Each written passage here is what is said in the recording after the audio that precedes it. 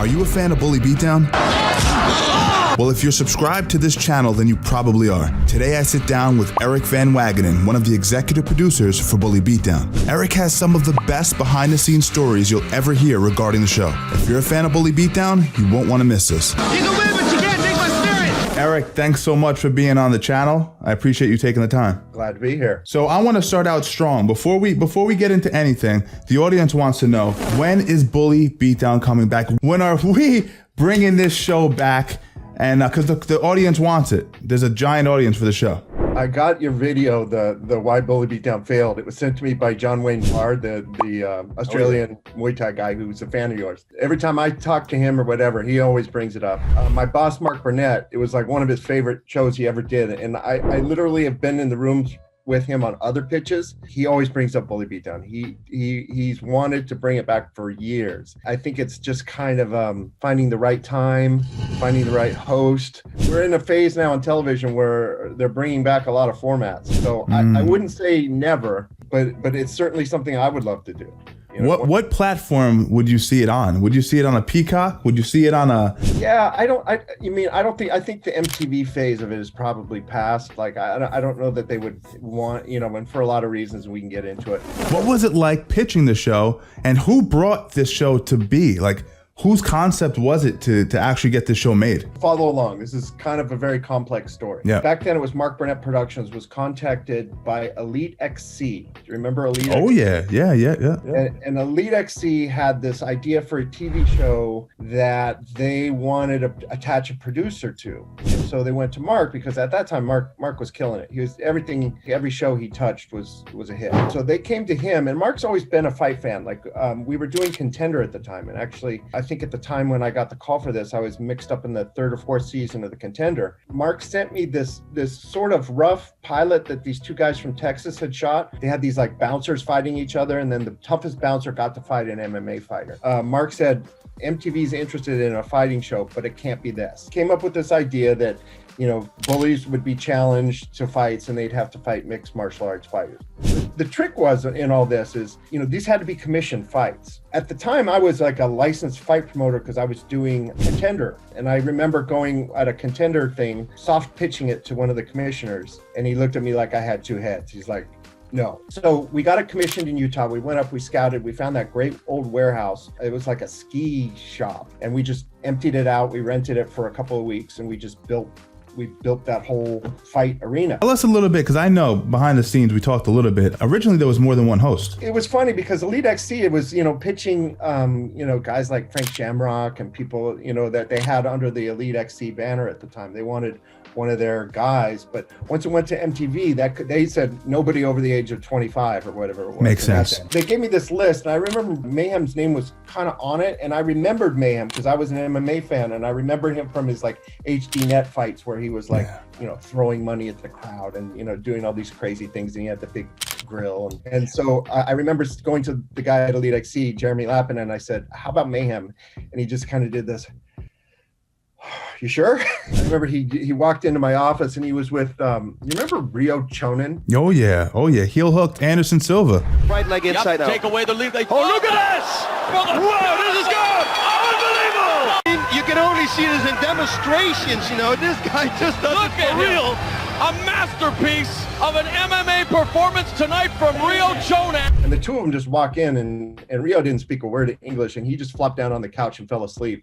And then I'm trying to pitch Mayhem the show, and he's got, a million questions, and he's looking at me like I was just a idiot, but then when we started talking money, he was like, "You're serious about this?" Suddenly he perked up a little bit. So when we shot the pilot, which never aired, we had a female co-host that was on the show, and he was blowing her out of the water. Like she couldn't keep up with him. She came across like a school teacher trying to keep him in line. And we interviewed some people for it that have gone on, that I see on TV every day now, and as far as the casting went through, and one of the things that people always, "Oh, this is fake, it's fake, it's fake." The fights were not fake at all.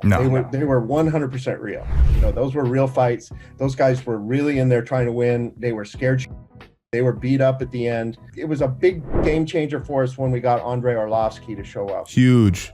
Yeah, because he had just come out of the UFC, but he was a name everybody knew. Probably one of the smartest things we did is we hired John McCarthy as not just the ref, but as like a consultant and a producer. We never had any commission issues. Everybody knows John McCarthy. He's been around since UFC too. Yeah. He was the guy that gave us credibility. We were getting ready to do season 3. I was with John and I said, John, I have 2 episodes here where I don't have a fighter. I go, I need you to recommend 2 people that nobody knows today, but that in 5 to 10 years will be UFC champions. He just puts up his finger, he gets down to paper, he pulls up his phone, he writes down 2 names and two phone numbers. And it was Tyron Woodley and Dan Cormier. Wow. One of them was like 4-0, one of them was 2-0. That brings me to a question about Daniel Cormier. Has there been any episodes that have never aired before? And if so, is the Daniel Cormier one of those episodes? Because I've never seen it. Season 1 debuted in like the spring of 2009. Jersey Shore, the phenomenon that became Jersey Shore, premiered like 6 months after Bully Beatdown. That show single-handedly took over MTV for a good 5-6 years. And in the middle of that, between season 2 and 3, there was a major regime change at MTV. We had been turned on for like 12 episodes, and the Dan Cormier episode was our season premiere because it was hilarious. And he was so good and it was so funny. And the Bully was so obnoxious. And then we had the Mayhem fight where Mayhem beats up the Bully was going to be our season finale. Basically, what MTV didn't tell us at the time was to make room for the Pauly D show or whatever the hell it was. We're going to run your series through quicker, and we're not going to air the last 4 episodes. So we want to take the Mayhem one and we want to swap it for the Dan. That's what they did. Okay. And then at the end they canceled us. I'm like, you guys have 4 really good episodes that you could air at any time. And so during one of these marathons that they were doing shortly after that, they just piled all 4 of them into like one night or over 2 nights. The format was very simple. We spend the first half of the show giving you reasons why to hate this guy, and then the second half of the show kicking the shit out of him, and then we'd all go for beers afterwards and have a good time. Yeah, you can't beat that. It's a perfect structure and story arc. The more irreverent we could be, the better for us. What was it like working with Mayhem? I mean, this is before any of... He was crazy, Was he easy to work with? When we were shooting, it was usually he was dialed in and focused, and he was on his meds, and he was studying his script, and he took it seriously. Part of his brain, he can't regulate. When we were about to shoot the pilot, I was kind of like trying to produce him, tell him what to do, and I didn't know what I was getting, and so I was maybe overproducing him a little bit, trying to tell him too much. And he just puts his hand on my shoulder and he says, "Eric, relax." He goes, "Point the camera at the and we'll all make a lot of money." I only wish for him the best, and I really hope he's able to turn things around. What's the job of an executive producer? You basically hire all the department heads. You pick the right writer for a show like this. You pick the right producers for a show like this. You pick the right cameraman for a show like this. I would get up between the rounds and I'd direct Jason, in his little inner round stuff. It was a very small crew. Like, we used to get our producers licensed as cornermen, so that they could be sitting with the MMA fighter and feeding him lines. So, there was a lot of, on that show it was very hands-on. And then in editing, I'm involved with the post-production, hired the editors. That particular show running job was very hands-on. I've worked on a lot bigger shows where your role in some weird way is a lot more political and a little less creative. Who was the most difficult bully to work with, if you can remember? It might be hard, but... Evermont King was right up there. Evermont, you hear that? I loved Evermont. Yeah, I thought he seems like a great guy. Black Vanilla. I knew he was doing shtick, but he was a complete pain in the ass. Like, we were casting our show in this big compound, this big, beautiful building on Sepulveda Boulevard in LA.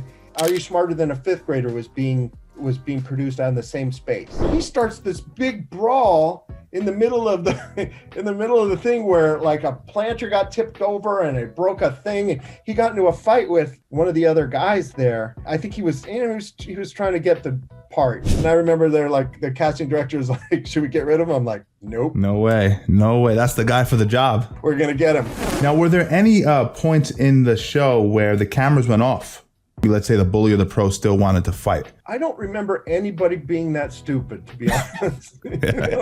I remember one time there was the one episode though where It was Tony Bonello, and it was this hockey kid. He kicked him in the head. He dropped Bonello, and that was a legit drop. I covered that as well, but Bonello came back with the head kick. Am I right? Tony was a little scary, a little bit dangerous. We told all these guys, I said, no head kicks, no knee kicks. And so, but when that guy dropped, when the guy it was a simple 1-2, you know, I mean, the guy was like a hockey thug. He was like a hockey enforcer. So he had a good 1-2. Mm-hmm. And he dropped Tony, and I could tell when Tony stood up that this was going to get bad.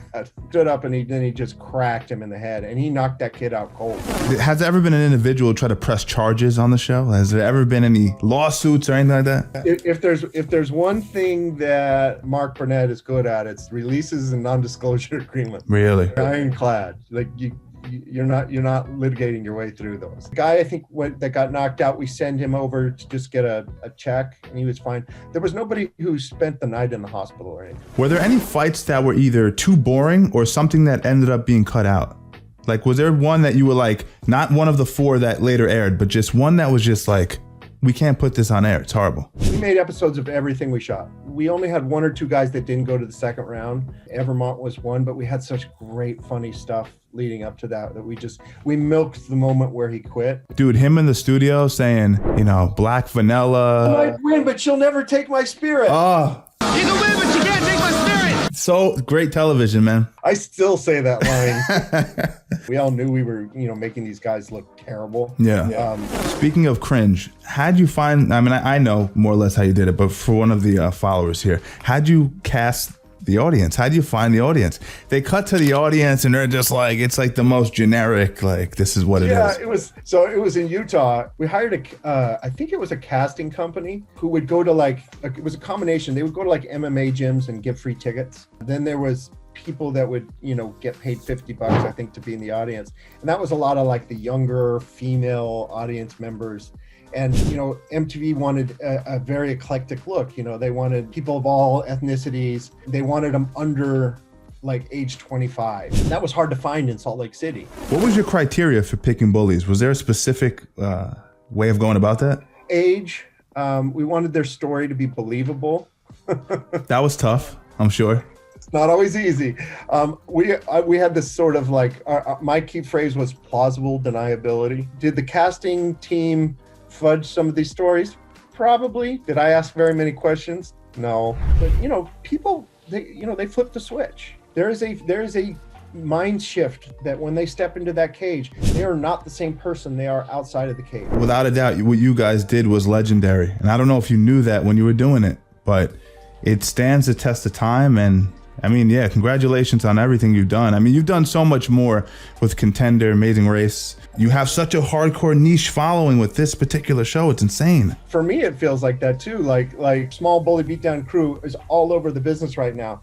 And if you would ask any of them which one would they want to do again, it would be Bully Beatdown. It was literally that much fun. Yeah, it was definitely unique. It was but I always said I would have done that for 10 more seasons if they'd have let me. So it was a sad day when that show got canceled. Eric, well, thank you so much for coming on the channel. I'm sure the fans are going to love it. Thanks for putting those videos out, because it was a real kick for me to sit back and watch some of those things and get another perspective, and then look at it 14 years later and what went into those decisions. And you're right, it was a show that I wish could have been around a lot longer. It's sad that it didn't bleed out the normal way. It got kind of canceled for reasons. Way too soon. And when we get that remake, we'll talk. Hell yeah, that sounds good. Thank you, Eric. We need to bring Bully Beatdown back. I need these networks to get on our side. So let's make some noise, Strangle Gang.